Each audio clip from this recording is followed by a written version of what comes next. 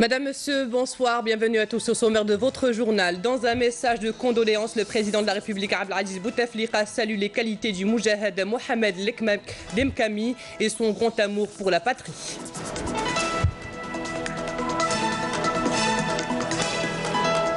L'Algérie célèbre demain le 12e anniversaire de la réconciliation nationale, un événement qui marque le retour de la paix et de la sécurité après une décennie noire. Nous marquerons une halte à Bent al-Ha et puis à Al-Qal'a dans la wilaya de Rolizane où la population a renoué avec la stabilité et la prospérité. Transport, 58 milliards de dinars alloués à la SNTF, une enveloppe financière pour moderniser le secteur des chemins de fer, rails, wagons et services, un tout pour votre confort. Du tourisme, dans la dernière partie de votre journal, nous irons à Tissimsit qui développe tous ses atouts pour attirer plus de touristes amoureux de la nature.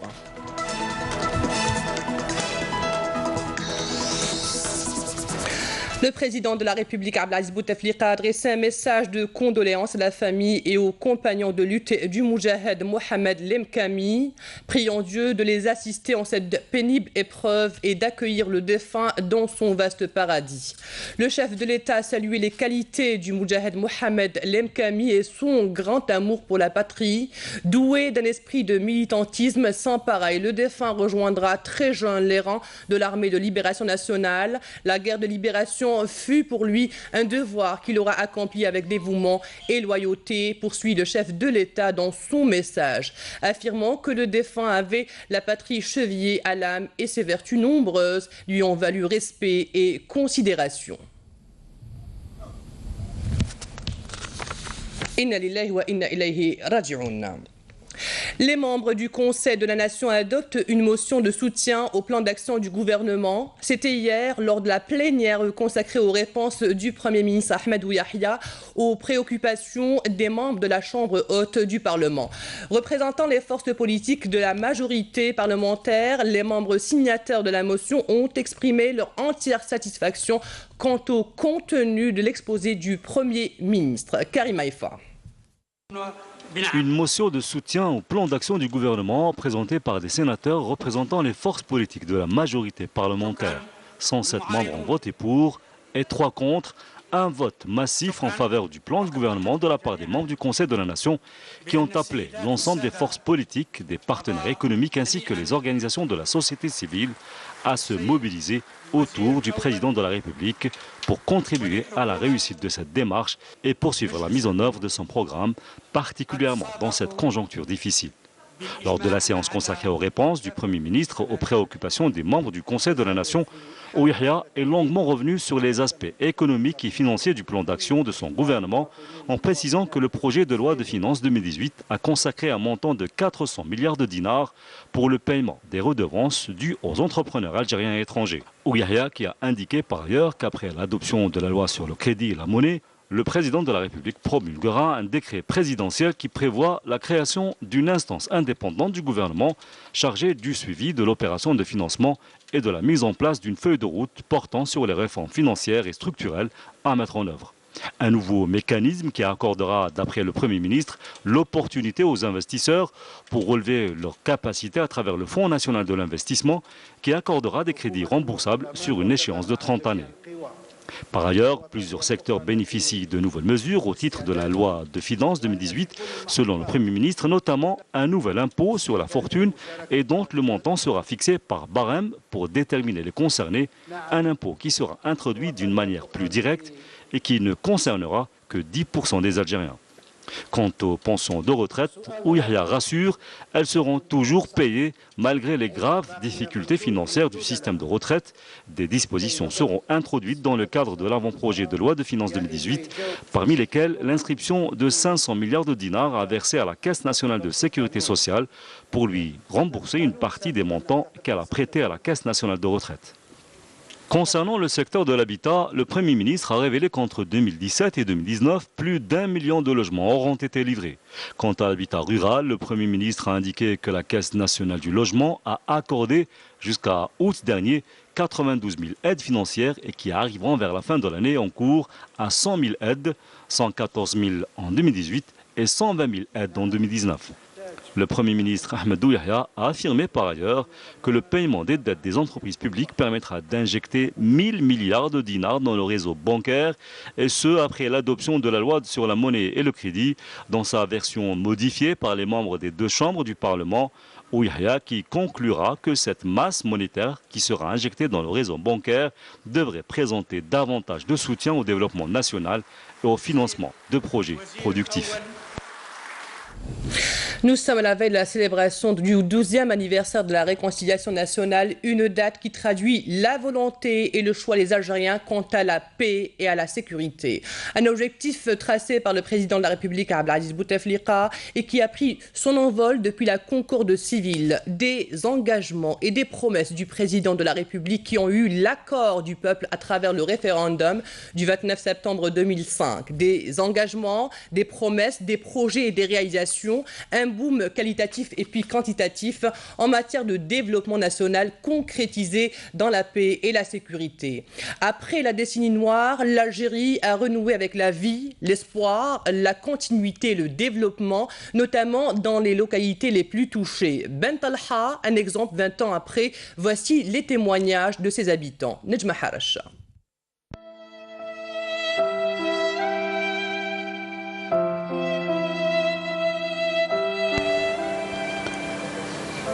C'était à Bent Talha en 1997, au lendemain d'une nuit sanglante, une nuit où toute une population a été froidement tuée.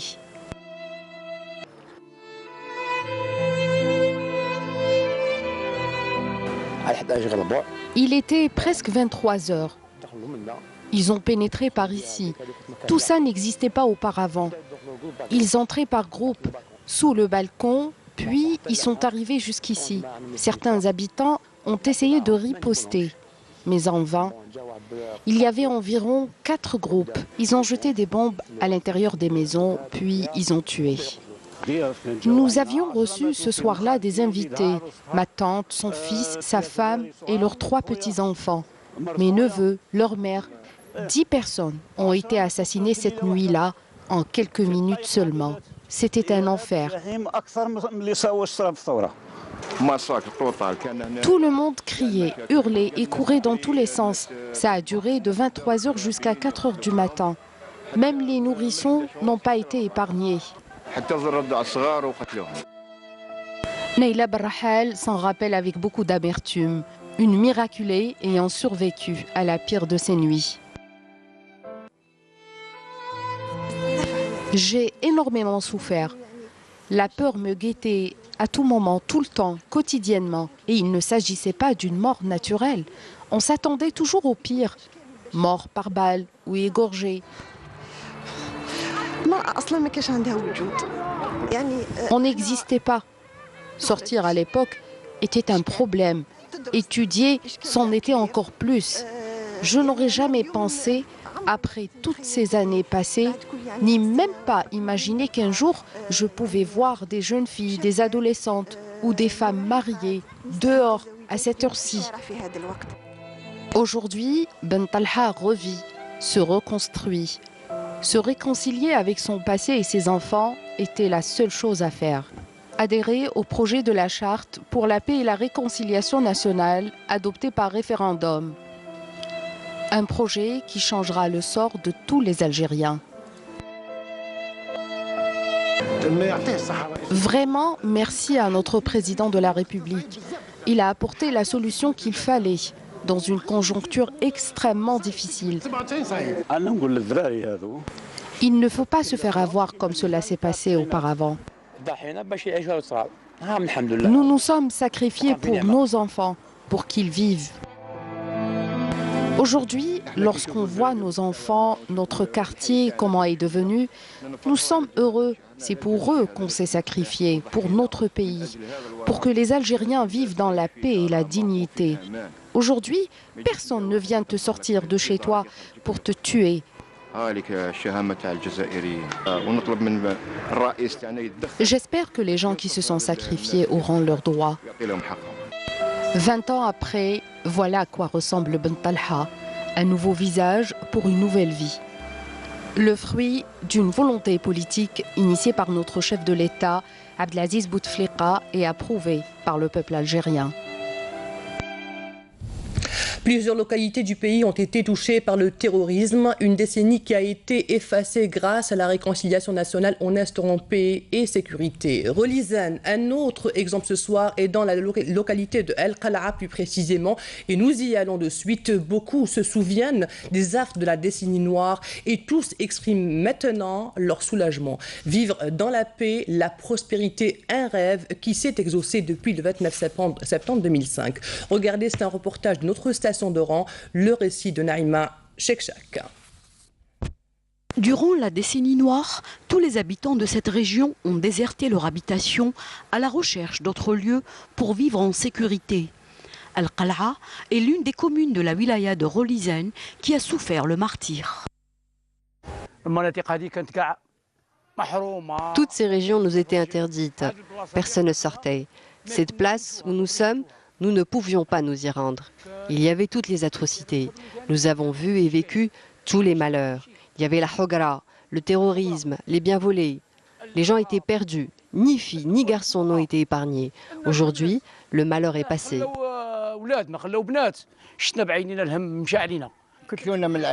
On a tué des gens de ma famille.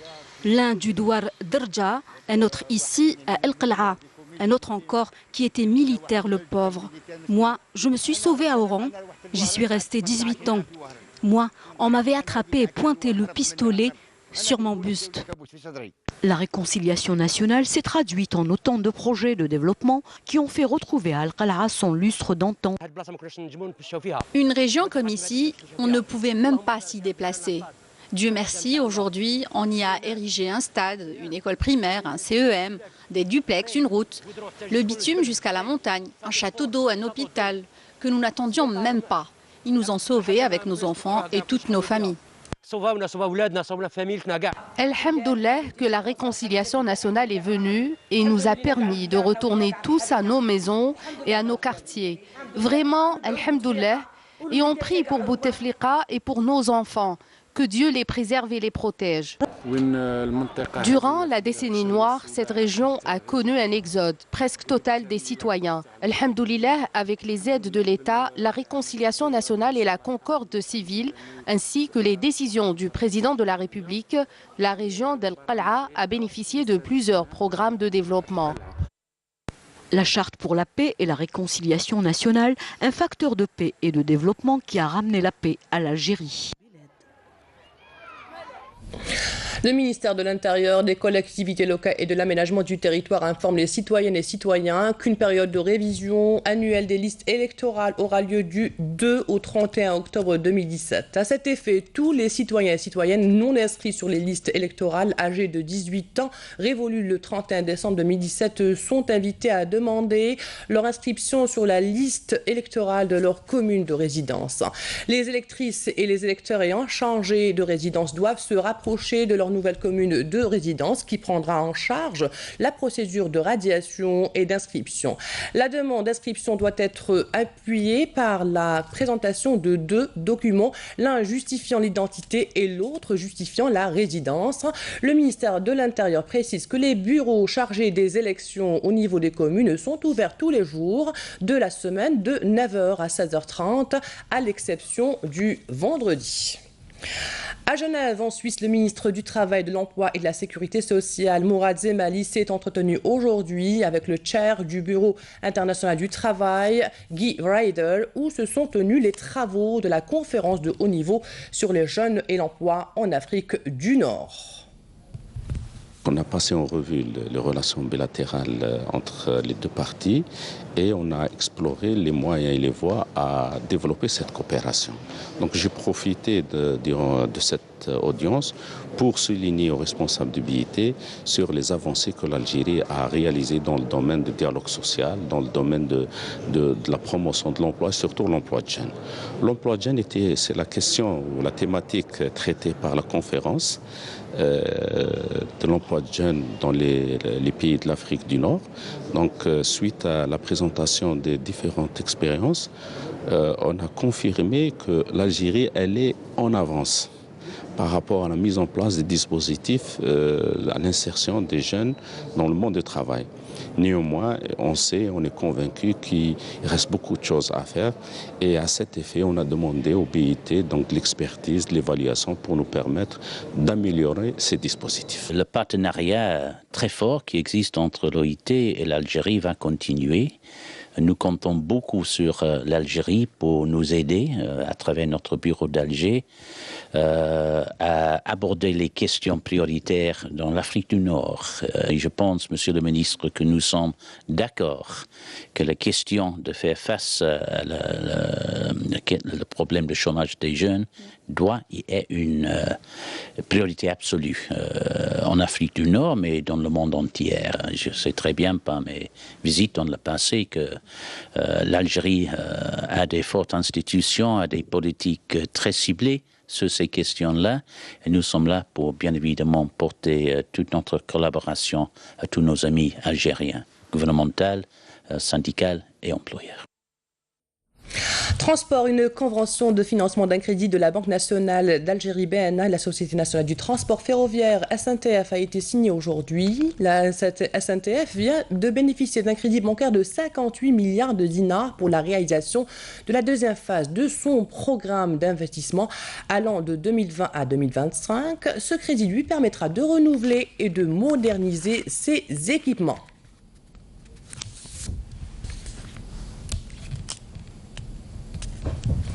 Et en application de la deuxième phase du plan d'investissement et de développement du secteur du chemin de fer, la Société nationale du transport ferroviaire SNTF va mettre en service dès 2018 de nouveaux wagons sur ses rails. Jazia Bayou nous en dit plus.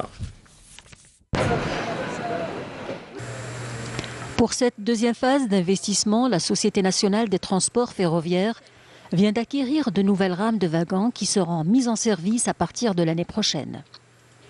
Ce nouveau investissement, qui sert au développement du secteur du chemin de fer, est un acquis positif pour tous les secteurs du transport en Algérie. L'année prochaine, le citoyen algérien verra l'entrée en service de nouvelles rames de wagons modernes. Et d'ici 2020 jusqu'à 2025, nous projetons d'acquérir d'autres équipements pour renforcer nos infrastructures ferroviaires, des équipements plus modernes qui seront mis en service par un personnel qualifié. Grâce à ce nouvel investissement, des millions de voyageurs pourront bénéficier d'un transport ferroviaire moderne. Des millions de tonnes de marchandises pourront également être acheminées d'une wilaya à une autre de façon sûre et rapide. De quoi booster l'économie nationale. Après 2020, nous projetons de lancer d'autres lignes ferroviaires qui pourront relier les wilayas du Sud et les zones industrielles, les mines et d'autres bases industrielles qui vont connaître d'énormes projets lancés par l'État. C'est la raison pour laquelle nous devons être prêts pour faciliter au mieux le transport ferroviaire en Algérie. 127 milliards de dinars, c'est le coût de cet investissement qui devrait profiter au secteur du transport ferroviaire, à court et à long terme. Place à l'éducation nationale, la première responsable du secteur, Nouria Benrabrit, a tenu aujourd'hui une réunion régionale à travers laquelle elle est revenue sur le problème de distribution du livre scolaire et sa disponibilité à travers les établissements scolaires du pays. Toutes les décisions ont été prises pour éviter ce genre de problème les années à venir. Place maintenant à l'enseignement supérieur et la rentrée universitaire 2017-2018 à Oued-Souf. Plus de 7000 nouveaux étudiants ont rejoint les campus universitaires. Dans cette wilaya, de nouvelles spécialités ont été introduites et de nouvelles facultés ont été réceptionnées. Amel Bouarba.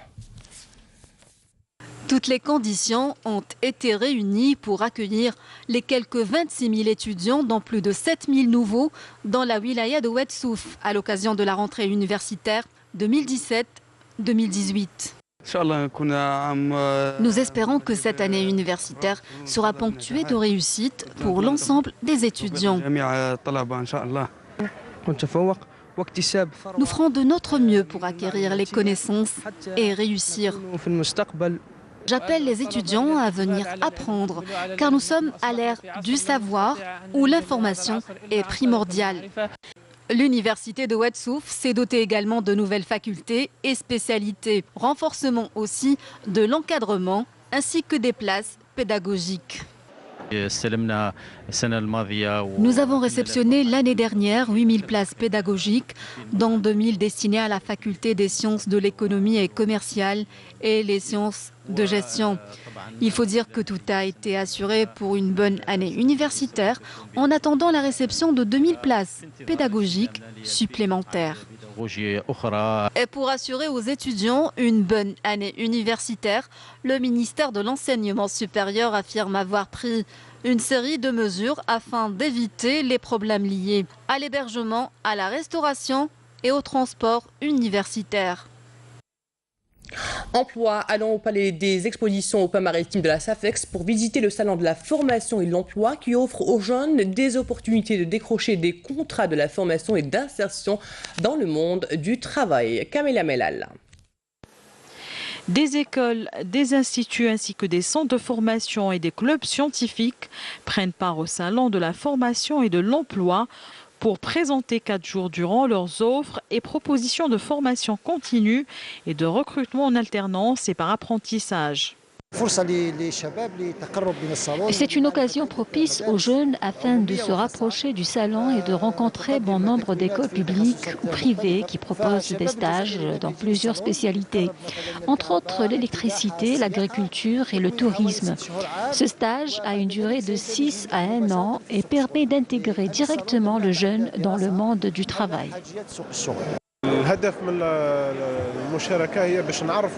Nous avons participé aujourd'hui au salon pour faire connaître les spécialités demandées au niveau du marché comme technicien dans la spécialité électrotechnique ou électromécanique.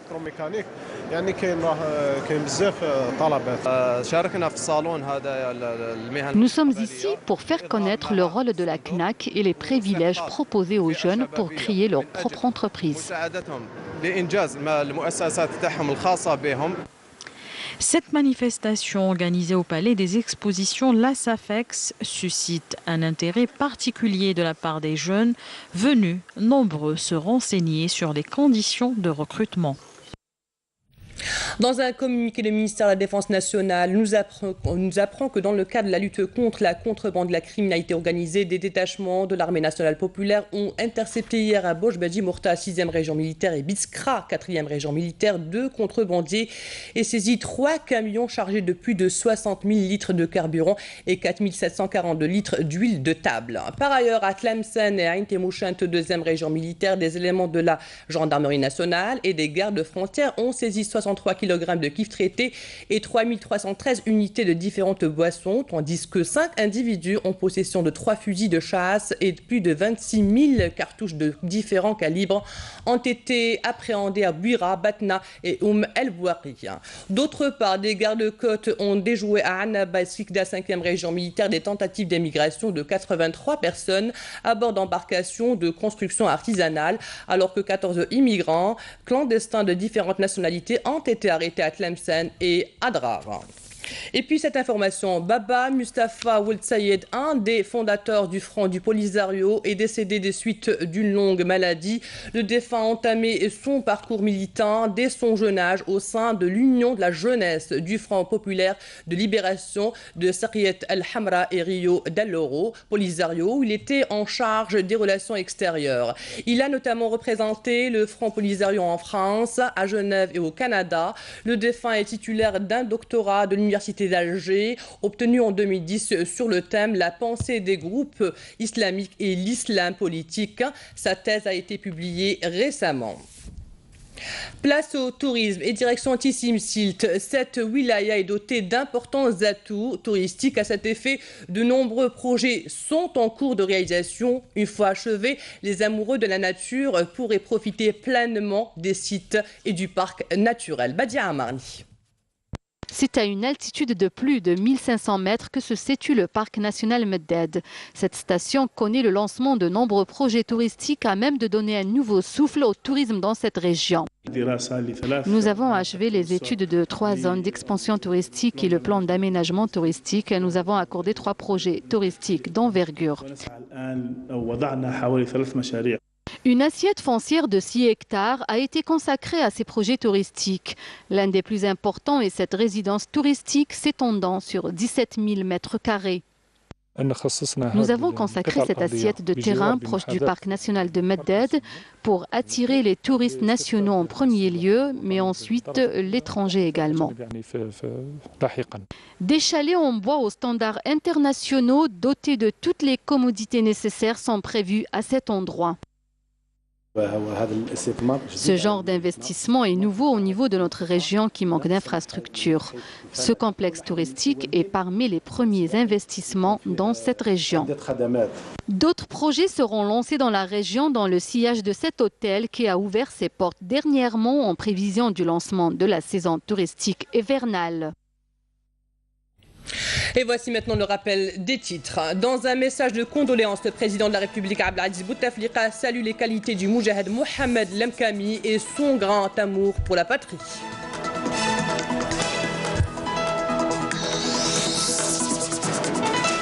L'Algérie célèbre demain le 12e anniversaire de la réconciliation nationale, un événement qui marque le retour de la paix et de la sécurité après une décennie noire. Nous avons marqué une halte à Ben Talha et puis à Al-Qal'a dans la wilaya de Relizane où la population a renoué avec la stabilité et la prospérité.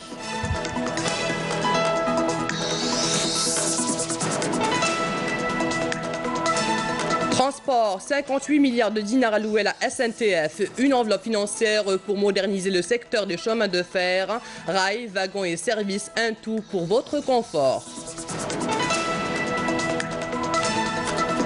Du tourisme, dans la dernière partie de votre journal, nous avons été à Tissim Site qui développe tous ses atouts pour attirer plus de touristes amoureux de la nature.